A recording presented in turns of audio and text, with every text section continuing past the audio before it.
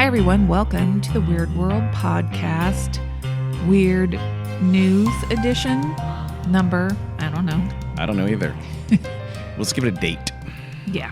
Whenever the date this uploads. Okay. Well, my name is Carrie. I'm Dean. Hi, Dean. Hi. Why don't you start off? Because I think you have more weird news stories than I. Okay, I will. Okay. I think any listener of the show knows I'm a big fan of psychics. I think they're all real and legitimate and a very important part of our lives. And there's no fraud involved in psychics of any sort whatsoever. Uh-oh. So I think we're going to be surprised to hear about this story that comes to us from Brazil from late last year in 2022. Have you ever heard of Jean Boquici? No. Oh, he was a famous Brazilian art collector and dealer I'm surprised I haven't heard of him. based in Rio. I'm surprised you haven't either. You're pretty tuned into the I Brazilian am. art scene. He founded one of Rio de Janeiro's first art galleries. He did this way back in 1961. He was Didn't have art married. galleries before 1961. It says one of Rio's first art galleries in 1961. I Interesting. don't know. Maybe I that. need to brush up on my Rio history. I, again, thought you were fairly plugged in, so I think you would have known that. A little embarrassed. So he married someone named Genevieve Boquici, and they gave birth to a daughter named Sabine Boquici. Okay. The daughter, it turns out, is, well, she's not a great daughter. Oh. So she was recently arrested. She's 48 years old. She was recently arrested because she basically scammed her 82-year-old mother out of an estimated $142 million that's not of nice. artwork, jewelry, and cold hard cash. Wow. It's equal to about 724 million reais, which is the Brazilian currency. Yeah. Probably mispronouncing it. Sabine, the daughter, got a little crew together, I guess. And they were part of, I guess many of the crew were part of the Brazilian psychic scene. And so way back in January of 2020, Genevieve Boquici, the 82-year-old mother, I guess maybe 80 then or so, she was leaving a bank and some woman came up to her and said, "Hey, I'm a psychic and I've got a feeling, but I think your daughter, Sabine, is in big trouble and she's going to die soon. You're going to need my spiritual therapy and maybe we can save your daughter's life." Wow. And so Genevieve was like, "What? Well, sure, come home with me." I don't know how believing she was, but so Genevieve, though, apparently did believe it because she began transferring money to the psychic to pay for her psychic therapy to help her daughter not die. Crazy. Genevieve also visited several other psychics. I imagine probably steered to them by this original one because all of them were in on the scam. Yeah. There's about 7, I think, something like that. And, of course, shockingly, Sabine was just simply feeding them information. So they're wowing and amazing Genevieve because they know a lot more than they should because, of course, they get that information from their daughter. That's called a hot reading, by the way. Remember we had an episode a while back about cold reading? Yeah. A hot reading is when you do no actual... Cold reading is when you're guessing the things, and it's an amazing technique in itself. Hot reading, obviously, is even more impressive. It's just that you've garnered the information somehow without the subject knowing about it. So it just got worse and worse and worse. And I guess it sounds like Genevieve finally started to become a little suspicious because then it started getting sort of physical and threatening. And her daughter was kind of almost like held her captive. Yeah. And we forced her to stay home, kept her away from telephones, fired all the old staff and brought in new staff. They're very wealthy, obviously. Yeah. I'm assuming the dad had already died. He's dead, yeah. Okay. But still, as her mom became more suspicious, she started not feeding her and withdrawing food from her. And at one point, according to testimony, she actually put a knife to her throat to shut up and continue to play ball. So, wow. and what she did is, I think she kept her locked away in a room and she'd have her compatriots come in and just start stealing artwork off the wall. Taking, because again, he was an art collector. He had tons of amazing artwork. And the psychics who were talking to the mother would say, "Oh, that stuff's cursed. It's got a lot of negative energy. We have to pray over it and treat it with psychic therapy again and make it all better so I can stay in the house." They stole jewelry. They stole Rolex watches. So again, it was over $100 million. And finally, though, somehow, I don't know how, she got word and contacted the authorities and told them what's going on. And they made these arrests. I think 2 of the group are still at large at the time this was published, but they arrested the daughter. They arrested most of her colleagues in crime, and they will be going to trial. Hopefully go to jail for a very, very long time. One of those really awful, awful Brazilian jails, let's say, because other jails are like great. American jails are phenomenal. It's like 4 stars. So that is the story of the psychic scam of Brazil. That's why we don't have anything worth stealing. That's true. So our That's kids important. don't turn on us. Because otherwise, our kids might do that. I can see our kids doing that to you later on. You'll be a little bit. I won't fall for it. I could see them doing it to you, not me. Nah. I don't think so. So, off to you. Well, we've all heard of Cocaine Bear, right? Who hasn't? Still want to see that movie super bad. Do you? Yes. I don't. But so I'm sure you've also heard of the Cocaine Cat. Well, of course. Who hasn't heard the Cocaine Cat? My favorite so far is the Cocaine Moose, but go ahead with your story about the Cocaine Cat. Well, this has recently become a known story, but it happened in January. One night in January, I don't know which one, around 2 a.m., a guy named Ray Anderson, who worked for Cincinnati Animal Care, gets a call. It's the middle of the night. It's like, what's going on? Well, people were calling to say they spotted a leopard up in a tree in the Oakley neighborhood of Cincinnati. Sure. Beautiful neighborhood. Not familiar with Never Oakley. been to Cincinnati. And so, he called his boss. They said, let's go. So there's a leopard. Yeah. Yeah, those can kill people, as we know from episode. So they go to respond. They're able to get this wild cat, capture it, bring it back into the Cincinnati Animal Care headquarters. And it turns out this is a wild cat, but it was owned by somebody, and its name was Amory. Amory had escaped from his owner's car during a police stop. His owner's car. It was like carrying the cougar in the back of Bobby Talladega. What was his name again? I can't remember his name, but on Talladega Nights. Yeah. And it turns out Amory is not a leopard. They brought him in to see if it needed medical care and also do a DNA test, which confirmed that he was a serval. Much smaller than a leopard. But it's a wild cat with long legs and big ears. They're native to sub-Saharan Africa, and they definitely are not legal to own in Cincinnati, Ohio. Also not man-eaters, potentially like leopards are. So I was wondering why you said they went and captured it up a tree, right? So a leopard, that would take some doing. That'd be scary. You'd have to dart it. Nothing I heard said how they managed to capture it. Anyway, but it climbed. Said here, kitty had a dish of food, maybe. But also, since it had been living in this guy's apartment, it was used to people, and so not truly a wild animal. Well, still, they're Oh yeah, scratch you up. So somebody said who had experience with wildcats said that they would rather deal with some other big cat rather than a serval. Really? I don't know. Are they particularly? They're not. They don't weigh very much. They're not. They're very skinny and they're not. I don't think for them. I mean, I would think a lynx or a bobcat would be much more dangerous than a serval, but what do I know? Bobcats are kind of small too, though. Bobcats are decent size and also thick and powerful. Yeah. I wouldn't want to come across any of the aforementioned cats. I would have a laser and I'd play with it and make it jump off the wall. Sure. That's what I'd do. Anyway, when they brought him in, they tested him for drugs, which had become routine when they brought in like a more exotic animal. That sounds sad. Cincinnati. And you want to know why? Because it's going to be sad. Because the year before, they'd brought in a capuchin monkey named Neo. That's a good name. And Neo was acting a little wacky. He had the blue pill.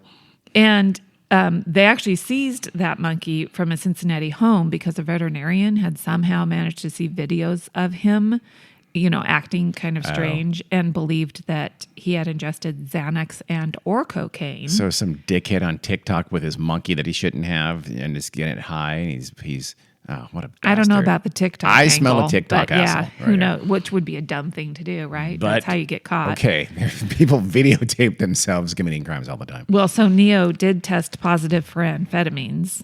Had to undergo treatment for that. I don't know, detox. So, Yeah, you had to actually go to a 30-day rehab, but it was tasteful. It was expensive. Now Neo is safely in an undisclosed location, Good. and the owner was indicted on animal cruelty charges.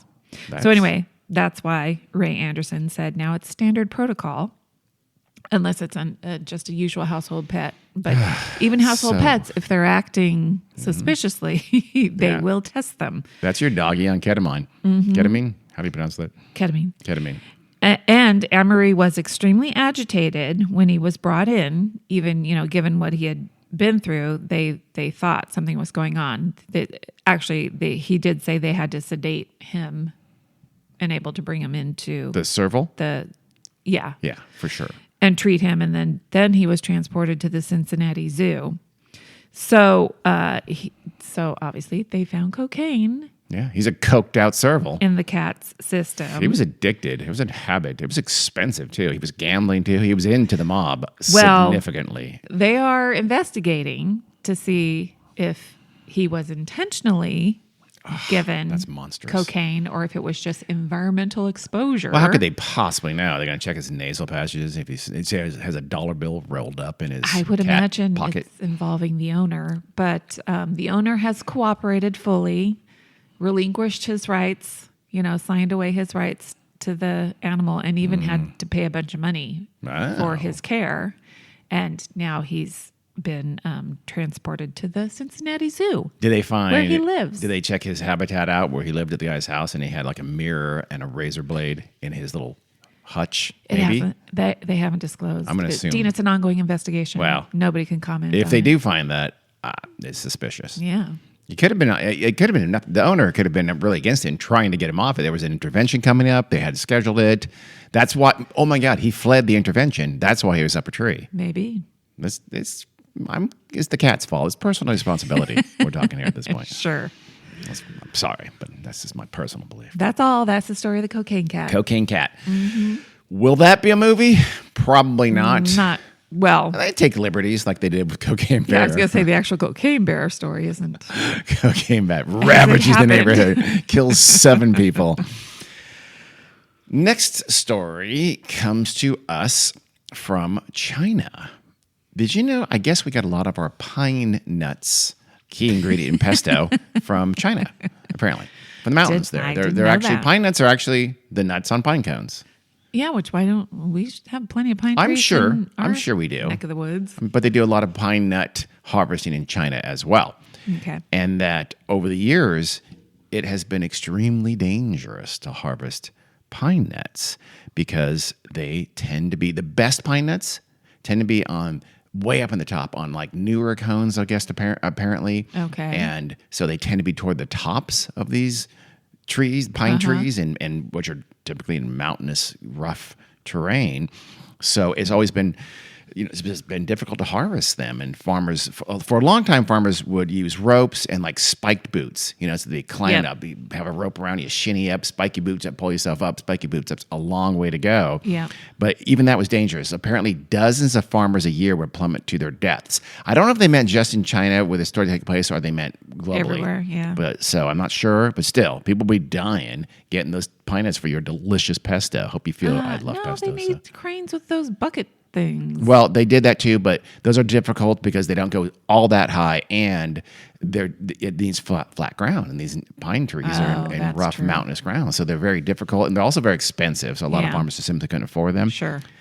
In fact, one in 2017, there was a story about how pine nut farmers were trying to train monkeys to go up and get the nuts for them. Oh. Didn't work though, because apparently the monkeys would get all that sticky resin, whatever that is, on pine cones, would get on their fur, and they freaking hated it. Yeah. The monkeys had some sense. So you can get them to go up once to collect pine nuts, and that was it. They would not go up again. They got, nope, I don't care how much you pay me. I'm not getting all that shit all over my fur again, bro. It's still considered very dangerous, but the safest way that they have developed to do this is by using balloons. So they would tie a balloon, they'd tether a balloon to the ground at an anchor point. Yeah. And they'd put like a little, a little parachute. What's the word? The little thing where people stand in. A basket. The basket. There we go. Like a little metal basket is enough for two people very tightly. And so usually two people would go up, sometimes one, I'm sure. So you'd go up in this little basket to a helium balloon and tethered to the ground, and you'd go up to like 200 feet. Yeah. And start harvesting pine nuts from the high pine cones there. Well, recently, again, I think the latter part of last year, 2022, a farmer in China, only named Who in the media. I guess he's like, "What's your name?" He goes, "I don't think I want to give you my full name." He was harvesting pine nuts in Heilongjiang province. Badly done. And actually, those balloons were filled with hydrogen, I guess, so they didn't care if they blew up. Okay. But he was in a hydrogen balloon. He was harvesting the pine nuts, and what do you think happened? He became an involuntary Larry the Lawn Chair when his balloon became suddenly untethered from the tether down there. And I guess they were just going up. I don't know how high they were exactly, but the article I read said that there's two people in the thing with Who. There's another guy. That guy quickly jumped out from the basket before it got too high in the air. So it must have been relatively low when they realized it was untethered. Yeah. So he just goes, boom, I'm out, Who. You're on your own, bro.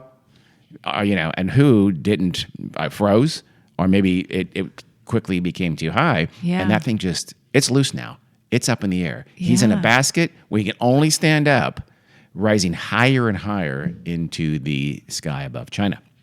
Oh, no. He was floating for all day, all night, overnight, until finally, I guess the balloon floated over an area where they had some cell service. Yeah. So rescues on the ground. I guess they were tracking him, trying to don't lose sight of him. Yeah. And they're finally able, he had a cell phone luckily, and they're finally able to call him and help him get him down from the sky. How do you think they did that? I don't know, because you wouldn't want to poke a hole in the You balloon. would not want to do that. You would want to gradually release the hydrogen, right? Well, apparently there is a valve? A valve, a mechanism to gradually release the hydrogen. Clearly, Who had not been trained and did not know of this. I was going to say, that should be number one Oh my first God. day safety training. First thing, buckle this thing here. Yep. Tether the goddamn balloon here. And oh, by the way, if you ever get untethered, here's the valve. Yeah. Nope, had no idea. So luckily, they were able to call him and they said, okay, here's what you do. And they instructed him on how to slowly release hydrogen and gradually come down to the ground. No worse for wear at all. He was perfectly healthy. He did, his back hurt, his lower back hurt, because he had been standing for like a day. Yeah. Otherwise, he was fine. Huh. It's probably pretty chilly up there, I'd imagine. Yeah. I mean, it's in the mountains. I think it was like late last summer, so it didn't get freezing cold. But he could have gone hypothermic for sure. But it's hypothermic. But the higher you are, the colder it is. Exactly. So I get the sense it didn't go crazy high. And Yeah. again, I also get the sense that they had him in sight Yeah. and were following him. And then, okay, I think anybody get any bars? Okay, we got one bar. Call him. Tell them there's a valve. Okay. Wow. He'd be pissed too. I'd be pissed. Wait, so you didn't tell me about the valve until Yeah. I was almost dying. Okay, whatever, bro. So that's the story of China's lawn chair Larry, as I'm doing another harken back, if people don't know, of a guy who intentionally lifted himself. Yeah. He was accidental. The guy, lawn chair Larry, intentionally went Yeah. high into the sky in a lawn chair with balloons. This one was a little different. Had a better plan, too. He just didn't know how to do it. Yeah. Lawn chair Larry had no plan how to get down. Oh, wait, yes, he did. He used a BB gun to shoot some of the balloons because he was an idiot. Okay. All right. That's my story. What you got for us now, Playa? I'm going to tell you a story about a nice lady named Karen Green. That's a problematic name. I know. First of all, Karen, and then just Karen Green. That She's sounds a nice even lady. more Karen than normal. Well, in 2007, she got a new job, and her coworkers liked her so much from the old job. Before she left, they wanted to all pitch in and get her a nice gift. And what was brand new technology in 2007? I mentioned to you. iPhone. Yes. iPhone. Okay. iPhones were brand new, so they thought, let's get Karen the newest in smartphone technology. Well, it was the first smartphone ever, right? Yeah. So that's a pretty nice gift. That's a great gift. So they all pitched in. I was going to say they cost more than they do now, but they cost ridiculous now, so maybe not. They gave her the new iPhone. Obviously, people were lining up to get them. But Karen wasn't really one of those people. Not a big iPhone fan? Well, she had just upgraded her non-smart phone. Nokia. Oh, BlackBerry. And didn't want to get rid of it so soon. And she also didn't want to have to switch from Verizon to AT&T. So she decided, I'm just going to set this aside, not worry about it. So she got the iPhone, but she didn't use it? Yes. Okay. And she left it. She never unboxed it. Wow. In fact, it's in the original box with the cellophane and everything. She just stuck it in a cabinet, forgot about it. And as years went by, she started to think, oh, hey, maybe iPhones are still popular. Maybe somebody's going to be interested in this. But she waited and waited. And in 2019, so 12 years after she got it, she went on a show. I don't know where she lives, but she went on a show called Doctor and the Diva. And it was the second time they'd had Treasure Hunt Tuesday. Wait, what is Doctor and the Diva? It seems like it's a local news show or something. Oh, where is this at again? I don't know. Where she lived? I don't know where she lived. You would okay. So anyway, Doctor and the it's called Treasure Hunt Tuesday. Sounds like a New Jersey local public access television show to me. I'm just throwing that out. Could be, with an antiques appraiser named Dr. Lori. Okay. He has a diva sidekick? She's a guest. She's not the doctor or the diva. Okay. She's a guest for Treasure Hunt Tuesday, where they have viewers come in and bring their treasure, and then she appraises it and tells them how much it's worth. Okay. So that's what Karen wanted to find out. In 2019, how much is her mint condition 2007 first generation? It was the higher level, the 8 gigabyte phone. And so the doctor and the diva have their little whiteboards, and they, say what they thought it would be worth today, and they have the audience yelling out $3,000, $2,000, $17. So the diva, who I'm assuming was the diva, her guess was $503. Okay, well, it was worth more than that in 2007. I mean, they retailed at $599. Did they really? In 2007. So they are more now, which should not happen in way technology. Much more now. And the doctor, he estimated $1,500. And then Dr. Lori, the PhD antiques appraiser, she said it would probably go for about $5,000. Yeah. In 2019. I would guess a significant amount of money. So, everybody applauded and Karen left. But she didn't turn right around and sell her iPhone for $5,000.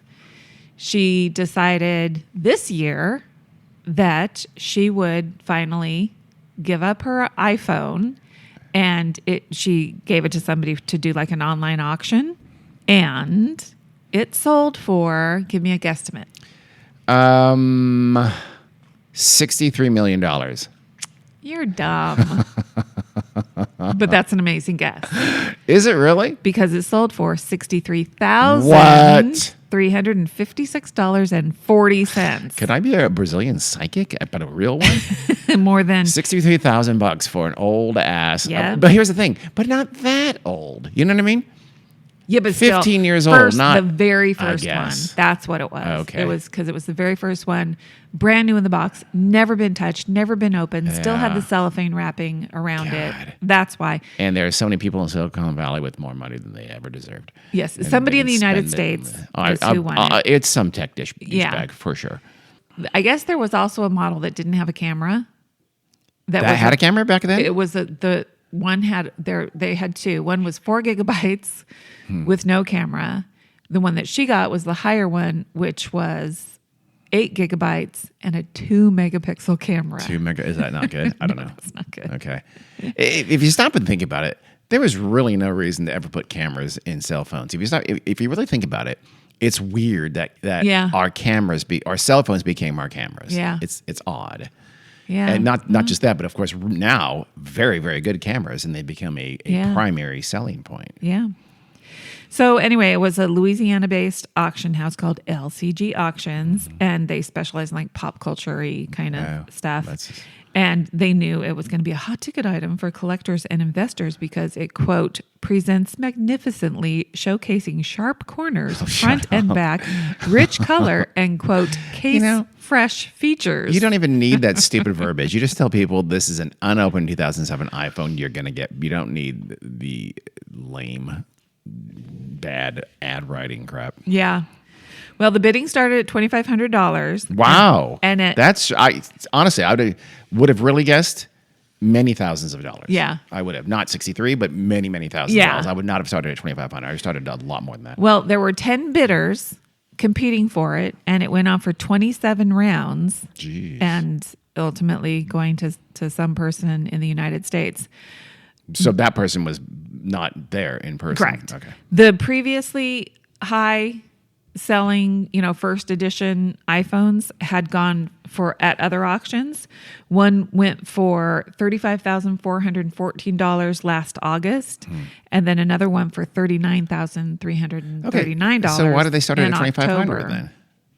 Because that's how auctions work. I know, but start at $2,500. They usually try to start somewhere, not crazy below where they're going to end up at. They start low because they want people to think they're getting something great, and there's a reserve. Usually, I'm sure there is. So it's not going to probably, I don't know. Okay, so the reserve may have been, judging by those prior purchases, the reserve may have been $40,000 or something like that. Maybe I don't know. I don't know who gets to set the Which reserve. seems weird. You waste the time going from $2,500 to $40,000 if it really is. That's the fun of an auction, Dean. Okay, well. So Start at Karen, 30. Karen was super happy.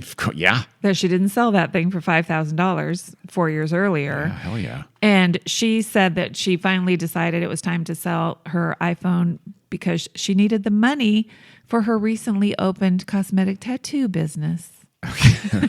Cosmetic tattoo? Meaning she's taking tattoos off people?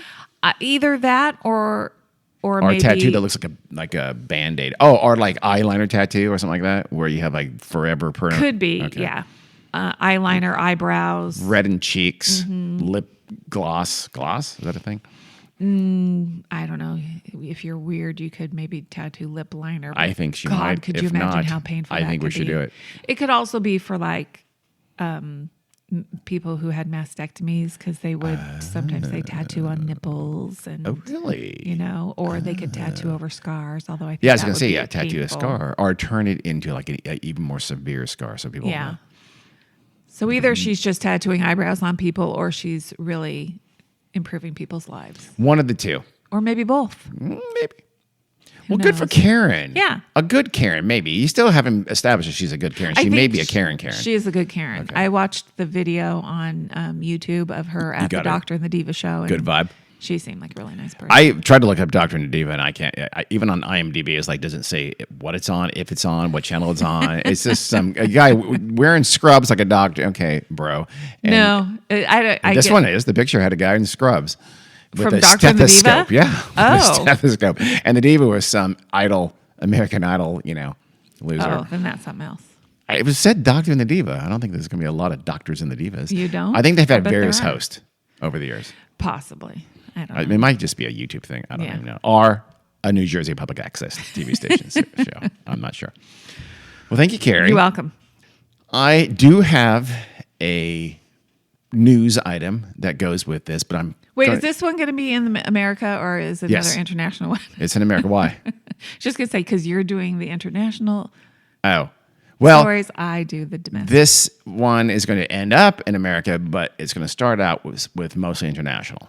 Okay? So I'm going to start you with a little taster, a little of weird names. Strange names. And again, I promise I will end up with a relatively current news story. Okay. But there's some strange names throughout the world. And I found one, I can't remember what publication, is a list of some of the weirdest names. Oh, Thrillist.com. Never heard of it. Thrillist, it's called. You've heard of it? Yeah. Thrillist? Okay, I haven't. Sorry. It's well done. They have like 14 funky names. So this list is from Thrillist. Thrillist? Yeah. I like Thrill List. Yeah. I like to sort of just put it in implied space Okay. there. That's just how I do it. So the number 14 is Bumpus, Virginia, spelled Bumpass, Virginia. Of course, named after some guy named Jack Bumpass. And so, but I thought you were talking about people names, not now these are place names. so place names, Okay. weird place names from the world, and then I'll get to the Okay. story of why it's a recent story. The next one I've heard of, Intercourse, Pennsylvania. Of course. A classic. Everybody likes to go, welcome to Intercourse. And it's in Lancaster County, which is Amish country. Yes. That's the heart of Amish country, which is hilarious that they name a town Intercourse. And it's, by the way, it's only about 10 miles from Blue Ball, Pennsylvania. So, the next one I've never heard of. It's amazing. I see a sign. They have a picture of a sign. It's a town called fucking Austria. Ooh. I mean, it's probably Fuking, Yeah. Austria, but it's fucking Austria. And it doesn't mean spelled like that. the same thing. The big old road sign saying fucking.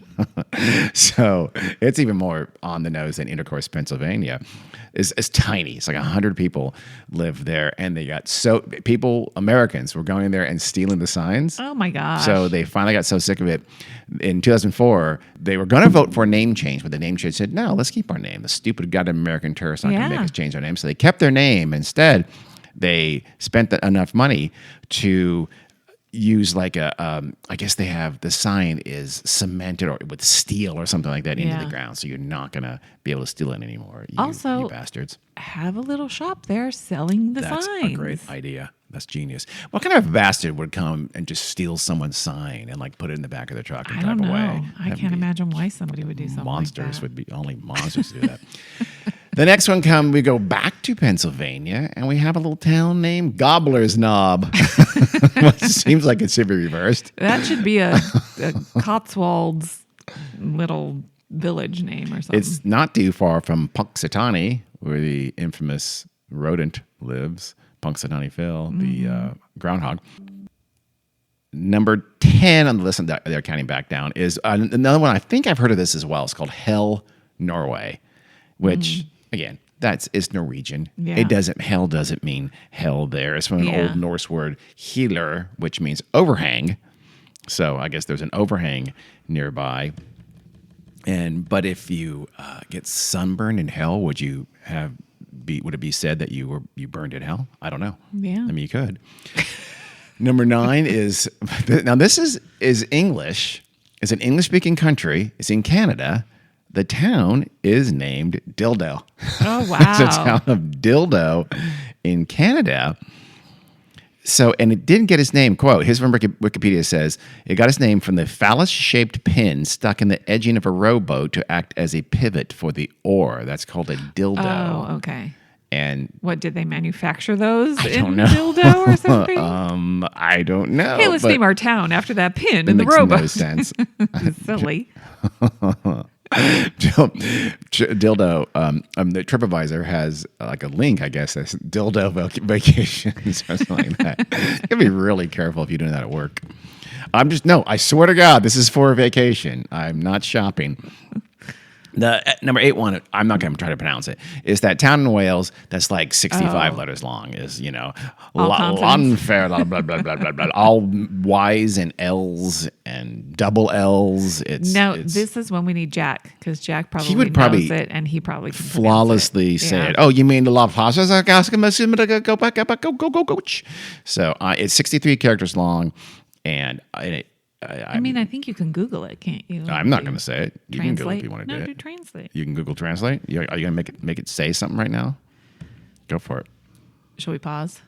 Oh wait, hold on. I have it. Okay.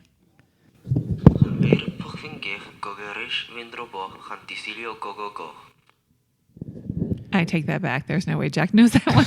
No, that's from YouTube, or not even from YouTube. It's from something. That's how you pronounce that town that I'm not going to try to pronounce. Go is, by the way, Gogoch. We're going to leave out the CH pronunciation at the end. There's a It's probably go. go or something. Maybe. Well, if that guy messed it up. So we stay not too far in the area there. We go to Scotland, another part of Great Britain, where we go to not one, but two places named Twat. In Scotland. There's one on the Orkney Islands and one on the Shetland Islands. And no one's quite completely sure where the name comes from, but it's a great name, let's be honest. Dildo and Twat are probably sister cities, I assume. Yeah. Middelfart, Denmark is obvious, rather childish, but again, it's Danish, but it's still funny, I'm sure, to Americans. I'm sure the main thing you do in Middelfart is you go there and you get a picture of you pointing at the name Middelfart on the town. The next one that'll also be a sister city with Twat and Dildo is Muff, Ireland. That's a great name. They even have an annual Muff Festival. Which is? It's not what you think. They just have a good time. I'm sure they have beer. I'm sure they have. It's just a Muff Festival. Yes, the name is Muff. Muff isn't a thing. No, it's the city. It's the same. It's the name of Okay. the city. You got Carrie. Don't be gross. Well, I was thinking like baked goods, Dean. Is this because you won't want to be named the Muff Queen in the Muff Festival? Because they do have that. I might want to be. They have a lorry polling competition. That's true. Okay. I don't know what that means. I don't know if that's how you become Muff Queen or Lorry not. is a There may be- truck. yes, I know what a lorry is. Okay, so they're probably pulling trucks. Yeah, but are the Muff Queens going to be pulling trucks? I don't know. I doubt it. There might be other Big, ways to strong become Muff he-men, Queen. Yeah. This one's not that great. Hump Tulips, Washington, whatever. People don't hump tulips. That's fine, I guess. It's in Western Washington, and it's got its name from a Native American phrase that means, quote, hard to pull, which seems like you're exacerbating the problem there. Hard to pull, they think, because it was tough to put your canoes in there along the river or something like that, but I'm not positive. Okay. Titty Hill, England is a well-known town. Yeah. It's near Wetwang and Shitterton. But another back to America is in Ohio. It's called PP Township, and that is from initials. Some guy Yes. was PP something, so they Yeah. named it PP Town. And PP River is nearby. It's in Pike County, so that's not obvious. And number one is Anus, France. Oh, I'm Lord. sure it's pronounced Anu Yeah. or something like that, but still, it is ANUS. Yeah. Anus, France, a beautiful little town out in the French countryside with nothing going. It's in Burgundy area, which the only thing it has going for it is a little sign on the way in that says Anus. And you can, again, take a picture and move on. So we in the U.S. have another place that was named something that really wasn't funny. Kind of quite the opposite, and yet kept its name for a century, including many, many decades, long after you think someone would have thought we should change that name, until someone finally did last year in 2022. And that's in the Umpqua National Forest in Oregon, Okay. where they had a little thing, a little 4,197 foot tall mountain they called Swastika. Oh. And it was named Swastika in the early 1900s. No one's really, and for some reason, even after the swastika became associated with Nazism, Yeah. it retained its name. There's a thing called is there a reason they named it that? it was named after. It was named after. I think I do have that. So swastika is Sanskrit, it means well-being. It's an ancient symbol, and it's been in lots of religions over the years. But and it's that same symbol. it's the same symbol, Okay. yeah. And it was. Damn I think what Nazis. happened is that the Heinrich Schliemann, who was the German who excavated Troy in Turkey, he found a swastika there and kind of turned into like almost a German Aryan kind of thing, which is ridiculous since Yeah. those people were, I don't know, Turkish Yeah. or whatever. They sure as hell weren't German. And but it was a well-known symbol in the 1900s and in the 20th century. It actually had advertisements for Coca-Cola used that symbol. It had some things associated with the Boy Scouts and the Girl Scouts, and there was even in World War I, there was members of an American infantry division, American mind you, Yeah. used the swastika as their symbol in World War I. It wasn't until Wow. 1920 that it was adopted by the Nazi Party in Germany as Yeah. their symbol. And there was something. It was, I can't remember. There was like a local ranch or something like that, like the symbol. And it was named that like in the early 1900s, like very early 1900s. So it had nothing to do whatsoever. Pre-Nazis ruining a perfectly good symbol and name. But still, it's weird that nothing would have happened to, to change that. Just no one noted. I guess there's a group called the Oregon Geographic Names Board. They actually name things, lakes, rivers, mountains officially. It's a volunteer board. But when the guy there, he said, nah, good idea. Let's change it. I had no idea. This woman named Joyce McLean, just a little while ago, she was reading a little news story about two hikers that had become lost and were rescued on Swastika Mountain. And she's going, what now?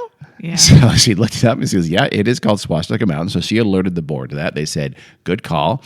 Our next naming thing, they said, and she thought, hey, let's rename it Umpqua Mountain for the mountains is in. But someone else said, you know what?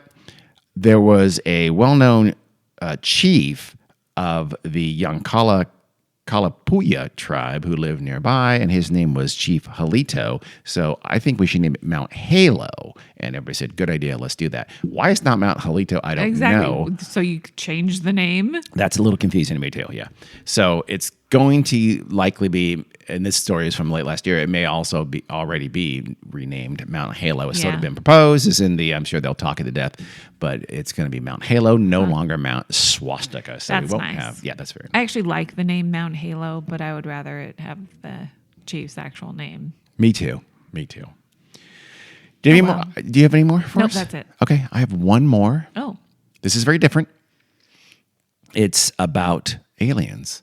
And the shocker. fact that, aliens here on Earth they're not just trying to do terrible things to us with probes. They're not just trying to take us over or destroy us.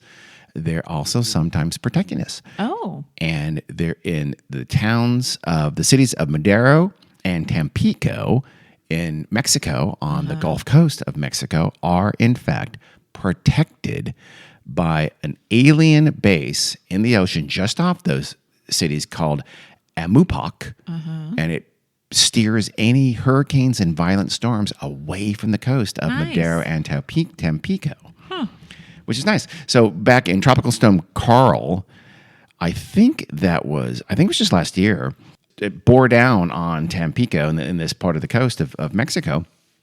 And a local named Beatrice Garcia, a 71-year-old local, she said, I immediately said the aliens, are going to protect us. And this is what I believe and trust, and that they exist, that there is a base, end quote.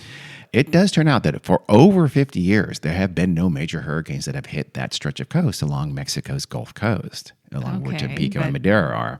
We'll get to the possible reasons in a second. But nothing. It's been 50 years.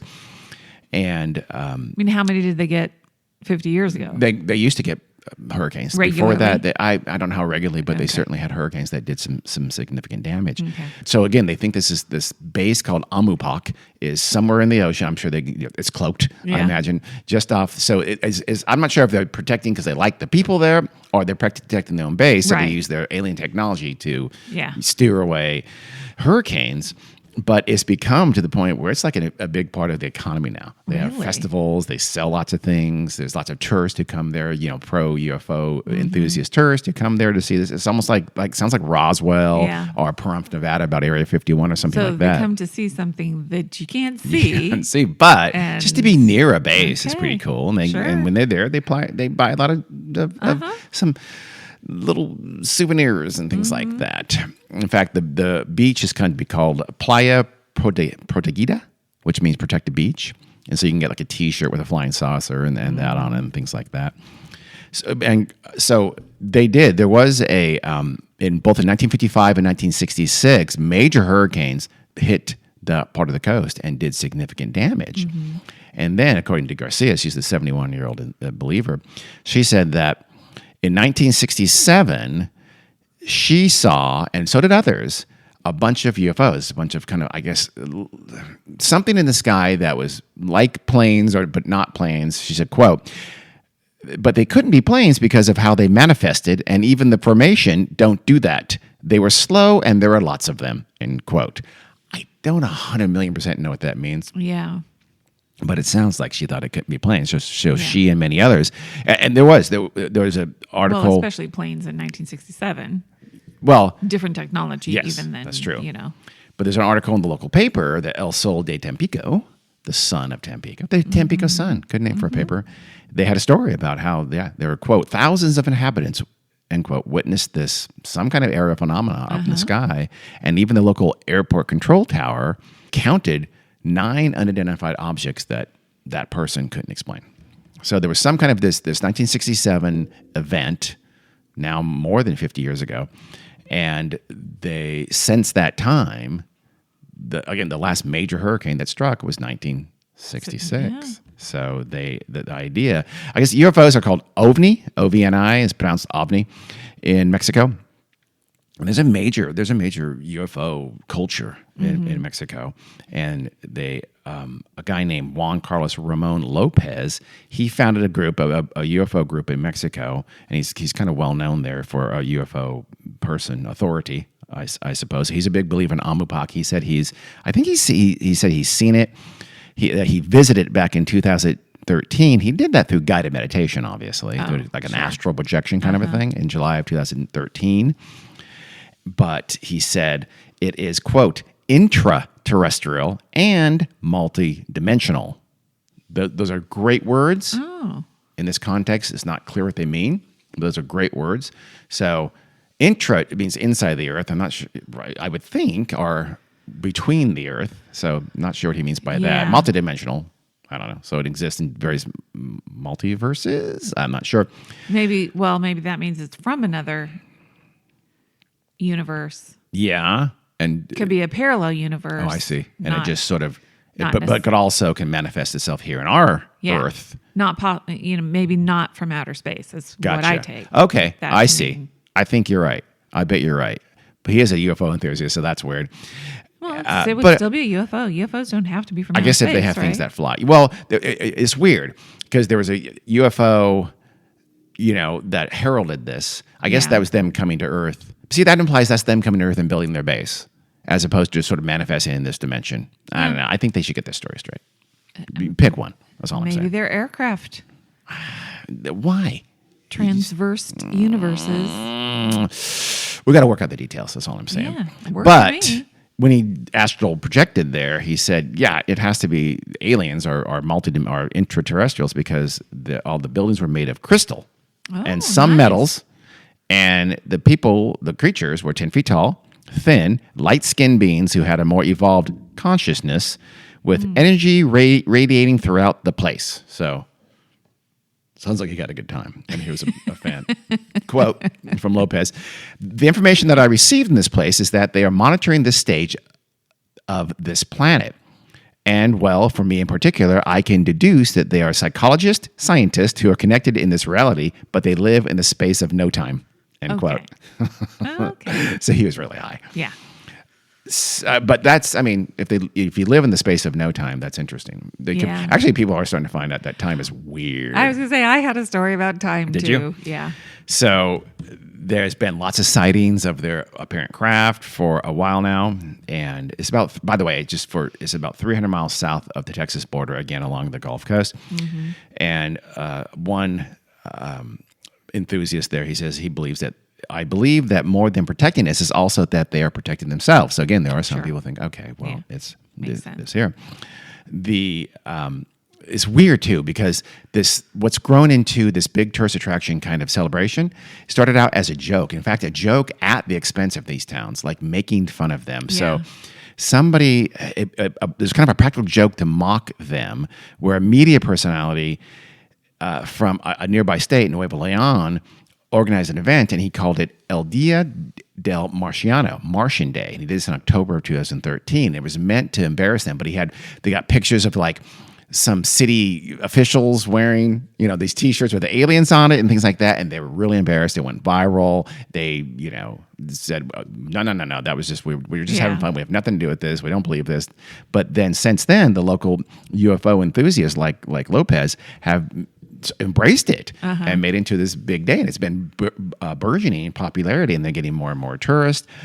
And it's become, like I say, an important part of their local economy. Yeah. Not everyone thinks there's amupok out there, that there is an explanation for this. That is, there's cold water. The water along there has gotten colder, oddly enough, despite global warming. And that's sort of a little microclimate, apparently. And the water has gotten colder, and they think what that happens is it sort of naturally steers to the north and south. It steers hurricanes that are coming there into north and south, because hurricanes grow, and they tend to follow warmer water, and they grow faster under warmer water. So they think it's just a water temperature. Scientific, I guess. But why is the explanation water colder? Maybe it's colder. Maybe so. Of the base. Maybe so. Maybe that's what they're doing. So, other people think, okay, no, it's magical, but it's not aliens or extraterrestrials. You know who it is? Oh, the Virgin Mary. Oh, because sure. back at the same time, back in 1967, when the aliens apparently came. The story is that some people also built a monument to the Virgin del Carmen, the patron saint of sailors and fishermen. So I guess not the Virgin Mary, a different virgin. There's many virgins. Well, she's a saint. She doesn't have to be a virgin. Well, they call her the Virgin del Carmen, so I'm assuming that she was a virgin, or at least claimed to be. And a lot of more religious people in the area say, no. That's who's protecting it is the Virgin del Carmen, not these Amupok-based aliens. People are voting with their feet, and the alien one is way more popular. Yes. No one's talking about the Virgin thing, but the alien celebration, the Amupok base interterrestrial celebration has become huge over these last few years. We're going to put that on the world bucket visit list with Wheeling, West Virginia, and many other places, because I would like to go see that. Okay. You up for it? Sure. Let's go down. Let's not go down until they stop killing people. Then we'll go down and visit this area. I'm sure it's a lovely area, but the way they're, I don't know. Yeah. So that is the story of the towns in Mexico that are protected by an alien base off their coastline.